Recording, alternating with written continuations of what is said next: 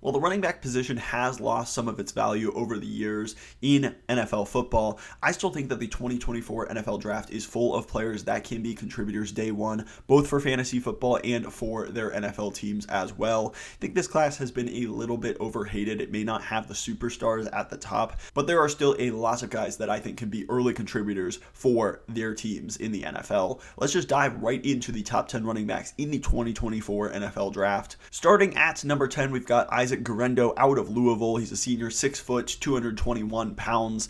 Gendo is really kind of that prototype running back build. He's got that size that you look for, but he also ran a 4.33 at the combine. He has blazing speed. Did really, really well in his agility drills as well, his explosiveness drills, both on the vertical jump. This dude is an athlete, no doubt about it. He's got the ideal size-speed combination that you look for in a running back. He is somebody that really hasn't been a full-time starter at any point in his college career, which is why he is an interesting evaluation. Was at Wisconsin for 4 years, was really just a backup behind Braylon Allen and some of the other guys that they've had there. Was a kick return specialist as well, which he was really good at, but never had a full-time role by any means. Transferred to Louisville, and even then was still kind of in a committee with Joar Jordan, who is another running back in this draft class. But Gendo just has those traits that you look for. He's somebody that Brett Coleman is incredibly high on, and I can certainly see why. Had 810 yards, 11 touchdowns on just 132 carries, also added 234 receiving yards. I think for him, for the most part right now, he is built a lot on traits, which he's going to be an older prospect, so it's a little bit concerning, but he also never has had that heavy workload that sometimes is a problem in college. I don't think he's a good pass protector. I don't think he's much in the receiving game beyond just a check down option, but he can have some decent contact balance. He can be elusive in the open field. Really where I feel like he's going to be successful is in that one cut kind of role where you just let him plant his foot, see the hole, and rip through it, use his size and athleticism to burst onto the scene and really have a lot of production. I think Gendo could be a really good player. I think most likely he's going to be a running back too, just because I don't love his vision, his contact balance, things that are kind of more those advanced concepts in a running back, but he also hasn't had a lot of experience, so maybe that's something he can continue to develop. I see him very similarly to somebody like Raheem Mostert, who in a system, which he had a great system in Miami, and even back when he was in San Francisco as well, was a really, really productive runner. I think in one of those Shanahan West Coast style offenses, Gendo could be a fantastic player. He is just a little bit scheme specific, and I think he lacks some of the nuance that would make him a little bit higher ranked on this list. At number 9, we have Imani Bailey out of TCU. Bailey was kind of one of those players that I thought would run better at the combine. I didn't love the 4.67 time by any means. I thought he showed a lot more burst on tape than that, so I'm not overly concerned about that number. He's got decent size. He's a little bit of a denser player. He's not huge by any means, just 5'9", but he's got really good contact balance. I think that he is a terrible pass protector. He's really not somebody that should be asked to do that very often, but he's elusive. I think he can hit the hole really hard. He showed some burst, had a productive season, 1,200 yards, 8 touchdowns as well. I have a solid 4th round grade on Imani Bailey. I just think he's never necessarily going to be a bell cow back in my opinion, but I think as a nice change of pace, running back 2, I think he could definitely be a very productive player. And I think that going to the right team, somebody that would allow him to use some of these traits that I do think he does really well, contact balance, vision, elusiveness, things like that. He maybe doesn't have the high-end traits to really catapult him into the top 5 running back conversation in this draft class, but I still do think that he's got some really nice things to work with, had a lot of production. I really like Imani Bailey at number 9. Moving on to number 8, we've got Will Shipley out of Clemson. I was a little bit pleasantly surprised with Shipley. His numbers aren't anything special. 827 yards, 5 touchdowns, had 244 receiving yards and 2 touchdowns. But I think that he is a really underutilized part of that Clemson offense over the past few years.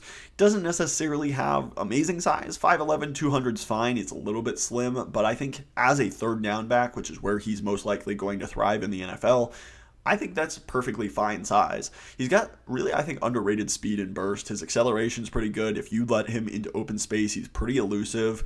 The big thing with him, though, he is a really good receiver. He is somebody that you can put and take advantage of when he's matched up against linebackers. You probably need to have a safety or even a slot corner guard him when he's coming out of the backfield, because he can run angle routes really effectively. He can be an effective player actually running routes downfield rather than just being, a check down option or a screen game guy. He can certainly do that, and he's effective in that role. But I do think that he has some real receiving chops as well. One thing with Shipley is really he never ran a variety of different schemes at Clemson. It was pretty much just like power or inside zone almost every play from the shotgun. It was a very, very similar look almost every single time that Shipley ran the ball. So I think he needs to go to the right scheme, but somebody that could use his receiving upside, use him getting skinny in between the tackles and being effective. I think he was actually pretty effective running in between the tackles, bouncing it outside when he wanted to. He's not a good pass protector. I mean, he's just not really got the size or really the willingness to do that either.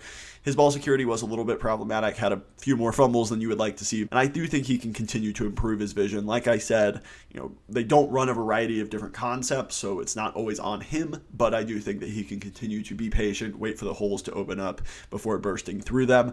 But I think as a solid third down back, Shipley definitely will have a role in the NFL. Next up, we have Marshon Lloyd out of USC. Lloyd is a very interesting player. He's well built. I mean, he's 5'9", so he's a little bit on the shorter side for sure, but 210 pounds, you don't really have any major concerns there. He's got great speed and burst. You watch him on tape, and this guy definitely explodes. When he gets the ball, when he gets into open space, he can absolutely take off. And that is, that home run ability is really, really something that you look for in running backs.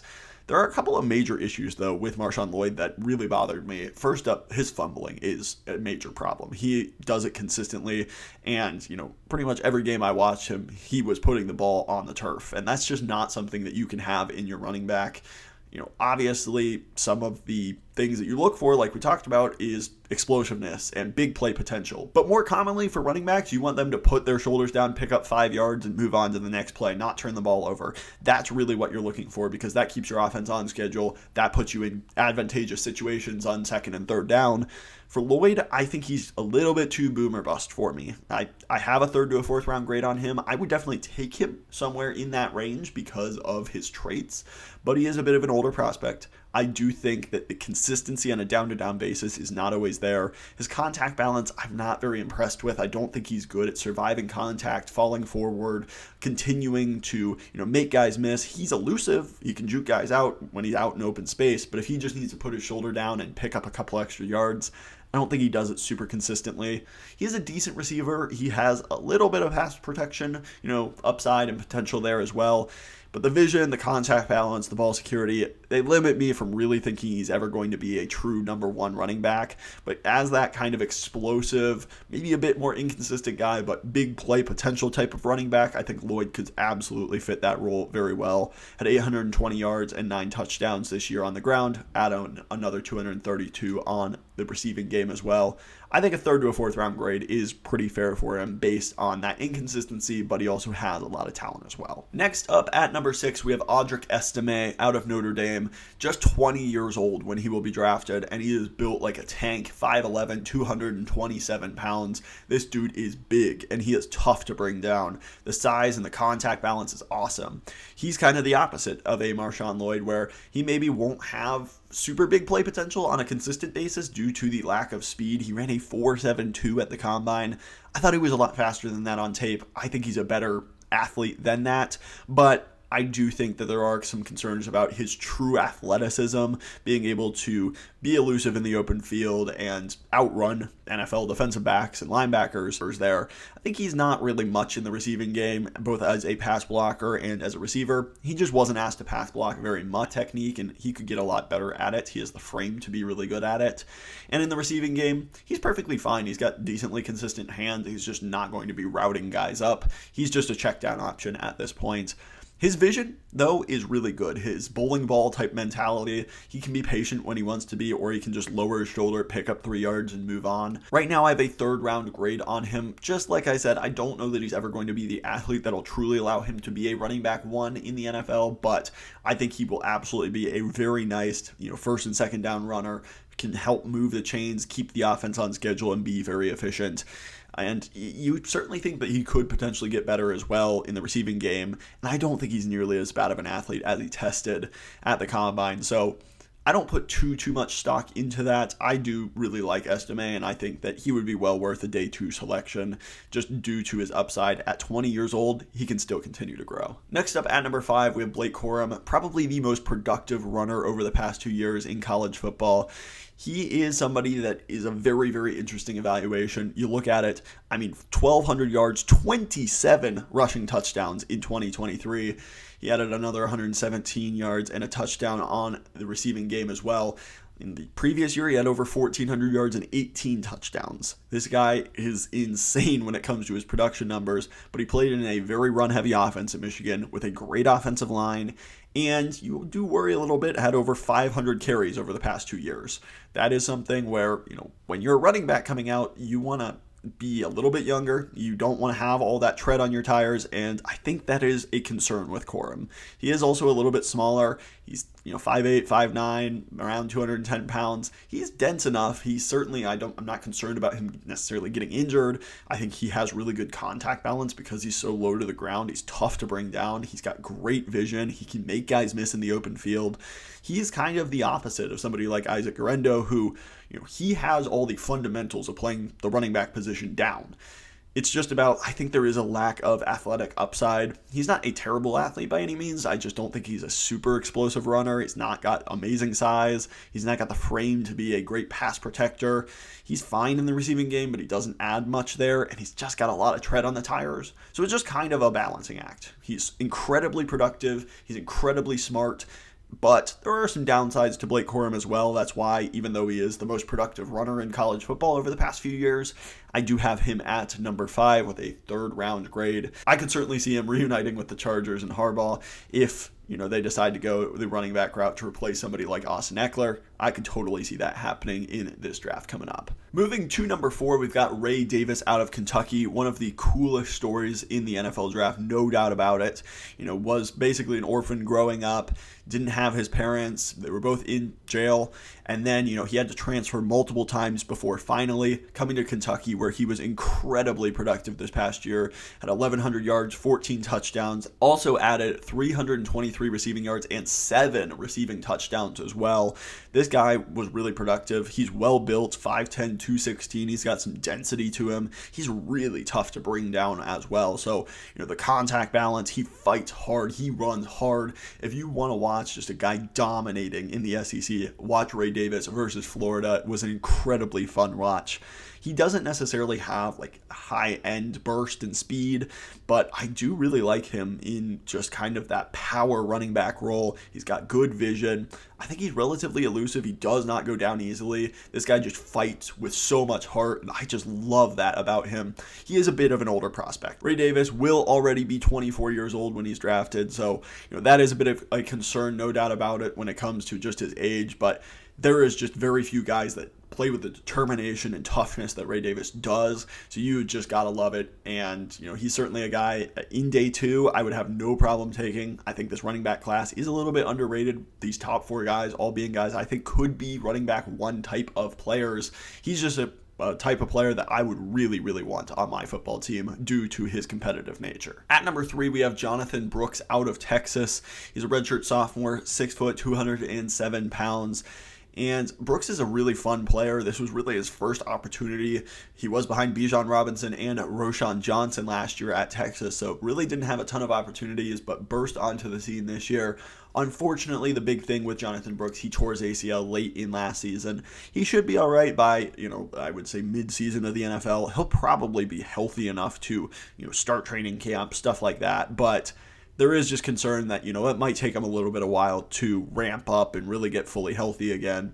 Did have 187 carries, 1,100 yards, 10 touchdowns, as well as 286 yards. So he understands leverages and angles of his blocks really, really well and does a great job at just understanding the blocking in front of him and taking advantage of it. I think he's got really solid on screens and check down options. He's not necessarily one of those top elite receivers necessarily, but I do think he's got some potential in that game as well. At 20 years old, he certainly has potential to be a really good player. Doesn't have a ton of tread on the tires.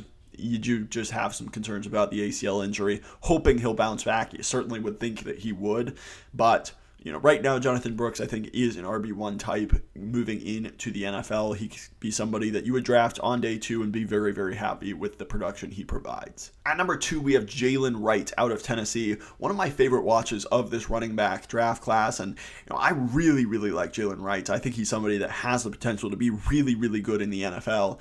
He's got really nice combination of size and speed. He's 5'11", 210 pounds, ran really well at the combine. I think he shows some serious explosiveness at the next level. He's got good dense size as well to match up with it. He's elusive and tough to tackle in the open field. I think he does a really great job of being patient when he needs to be, or just exploding, hitting the hole when he needs to just pick up some tough yards as well. I think he's got good vision, solid contact balance. There's just a lot to like. He's still super young as well.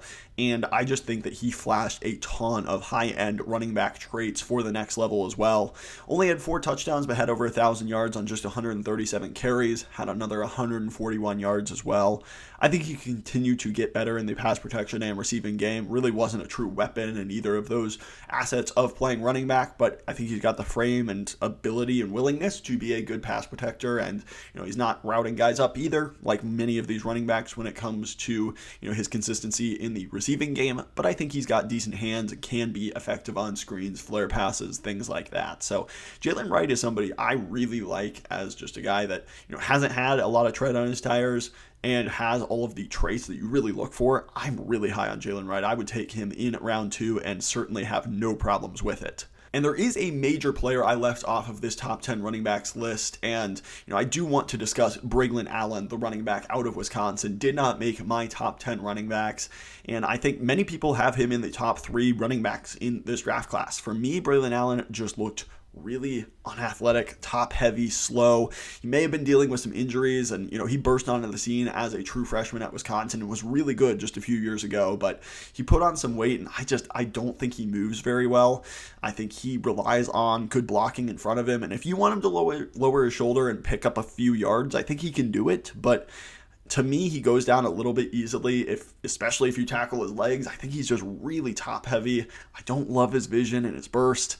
I don't know. I'm just a little bit lower on Braylon Allen. I didn't see a guy that, really had a ton of high-end running back traits. I think maybe if he can slim down and be a little bit more elusive, he could get onto this list and be a really good player. For me personally, I just don't see an explosive athlete. I don't see somebody with high-end upside traits. And so, he did not make my top 10 list here. He was on the outside, but I would certainly love to hear your thoughts on Braylon Allen, and let me know what you see in him if you're a big Braylon Allen guy, because I just wasn't quite there with his tape. That leads us to number 1, though, Trey Benson out of Florida State. I really, really like Trey Benson. He kind of reminds me of somebody like Breece Hall, who I thought was super overlooked just a few years ago, and was a second-round pick. And looking back, he is an explosive player. He is really, really good. For me, Trey Benson is that kind of player. He's 6'1", 223 pounds. I mean, the frame, the size, that's ideal. What you're looking for in a running back. The dude has never fumbled before. That's about as clean as you can look for. And then contact balance. He is so difficult to bring down. Just 2 years ago, he was one of the most efficient, guys at yards after contact and forced tackles missed in PFF history. They going back, he was one of the most effective guys at just not going down on first contact. And I saw a lot of that again this past year as well. I think he's got really solid speed, ran under a 4.4. That's amazing for a guy that's 6'1", 223 pounds. This guy is really ideal when it comes to those kinds of things. He's got solid vision. His elusiveness in the open field is not bad either. I just think that he kind of got lost in the Florida State offense a little bit with guys like Keon Coleman, Johnny Wilson, Jaheim Bell, all the guys that they had on that offense. For whatever reason, Trey Benson got forgotten about, and I really don't know why. 156 carries, 906 yards, 14 touchdowns, as well as 227 yards and a touchdown. For me personally, Trey Benson is absolutely worth, an early round 2 pick. I would have no problem taking him in the top 40, top 50 picks in this draft, because I do think he is going to be a really good, Pro Bowl type running back. And I do have a second round grade on him. I don't necessarily think that he is some special running back prospect. Somebody like Bijan Robinson, who I thought was truly in a rare class of his own when it comes to running back prospects. I think Benson's a really good player. It's tough to take a running back in the first round, but if somebody, around pick 20 and later wanted to take a running back, they had a big need at that position, I would have no problem with Trey Benson going in the first round towards the end of that round 1 area. I really think that Benson is a very good player and somebody that I would absolutely be snatching up in my dynasty or fantasy football drafts as well, depending on his location. That's going to do it for my top 10 running backs in the 2024 NFL draft. A couple of other guys I really liked, wanted to shout out Dylan Lobby out of New Hampshire. He is a true route runner technician. I really, really like him, just didn't quite fit him onto this list. Another guy that missed the list, Bucky Irving. He's got some nice wiggle to him. I think that his combine was a little bit disappointing, but he's shown some big playability in open space as well. I also think that somebody like Imani Vidal out of Troy, super productive runner. He's not necessarily an elite level athlete, but he's got some great contact balance. There were some fun guys to watch in this running back class. I think it's a really, really underrated class as well. But let me know your thoughts down below. Who should be in the top 10? Who's your favorite running back prospect? Who are you going to be targeting in Dynasty as well? Let me know in the comments. Please, if you like NFL and NFL draft content just like this, hit that subscribe button down below. While you're down there, hit the like button as well. Helps push this video out to other NFL fans just like you and supports the channel. Would truly mean a lot. Thank you so much for watching. I will catch you in the next one.